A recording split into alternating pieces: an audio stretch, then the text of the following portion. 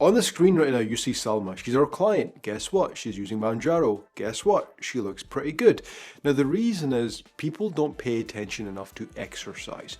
Now, if you know somebody who's a pharmacist or someone's best friend's cousin's a pharmacist, and they're willy-nilly handing out Mounjaro and Ozempic, then stay the hell away from them. The only people who should be using Mounjaro and Ozempic are people who are medically supervised and or they've been to a doctor. So if you're currently watching this and your doctor has put you on it and they deem you a good fit for it because it's going to benefit you, then here's one thing you have to do. And this is what Salma is doing, and we've got 17 other ladies as well who are currently using it because they've got a whole host of issues in relation to obesity and diabetes. So when we work with them, we need to take on board what the doctor is saying. But the one thing that we're doing with them that a lot of people and some doctors don't really bring to people's mind is weight training. Now the problem is, obviously, with these drugs, these jabs, it's going to slow the process of digestion down. So your gut moves a lot slower, meaning you're going to be fuller for longer. Now when that happens, people ain't necessarily going to be thinking about high protein diets and lifting weights, all right? They're just going to go through a long period of time where, yeah, you'll get some side effects, but you're not going to eat much. And obviously,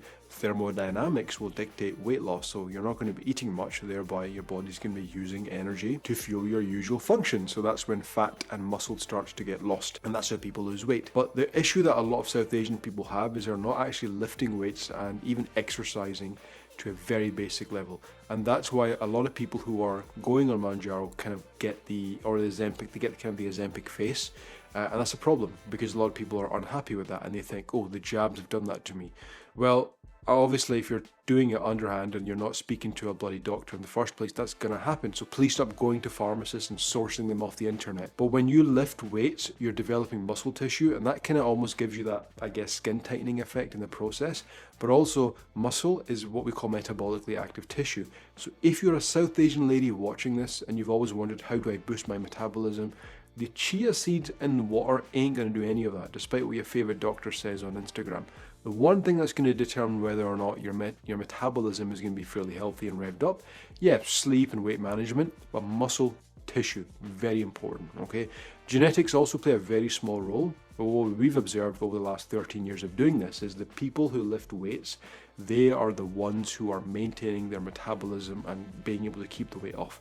So if you're watching this, Mounjaro, Ozempic is something you're on at the moment, or you're considering it because your doctor has recommended it to you, you must be willing to accept that if you do not exercise, you are going to just see total body loss and muscle loss, and that's not good. You need to be prepared to do a little bit of exercise so you can maintain healthy muscle tissue, keep bone mass healthy as well, and that's going to ensure that as you lose the body fat, you're going to be fit. Salma is a clear example of that. I'm showing you just now. This is a real living and breathing client who's currently on Mounjaro. Yes, I talk a lot of crap about it, but she's currently on it just now, and she's losing body fat in a way that's sustainable for her, and she's actually enjoying it. Yeah, she's experiencing some of the side effects, which we know, comes with it, but what she's not doing is she's not seeing all this loose skin coming off her, and she's feeling tired and dragging through the day.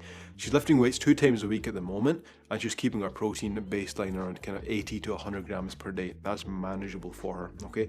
So please bear that in mind. If you're considering it, or if a doctor's spoken to you about it, one of the best things you can do to offset that Ozempic face look and or sagging skin and just not feeling the best is lift weights. And some people might disagree with me. They might think I'm talking a whole rubbish, but the proof is right there. And the studies have shown this as well. If you're able to exercise and maintain your muscle tissue in the process, it's going to allow you to lose body fat more efficiently. And not only will you just see total body weight loss, but it'll shift the focus more towards fat loss and not muscle loss, because muscle is your best friend when it comes to sustainable fat loss. It's just a short video I wanted to share with you.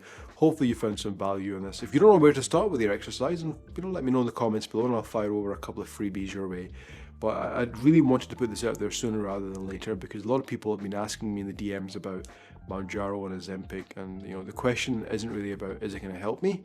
First of all, speak to a doctor, but it's about, if you are on it, how can I ensure I make the most of it? And just focusing on total body weight loss is not ideal. You want to try and lose as much body fat as possible and maintain as much muscle tissue as possible. If you do that, I promise you'll be just fine. Folks, do consider subscribing and hit that notification bell as well, so you keep an eye on my next video. But if you've got any questions below, let me know below, and I'll more than happily answer them for you.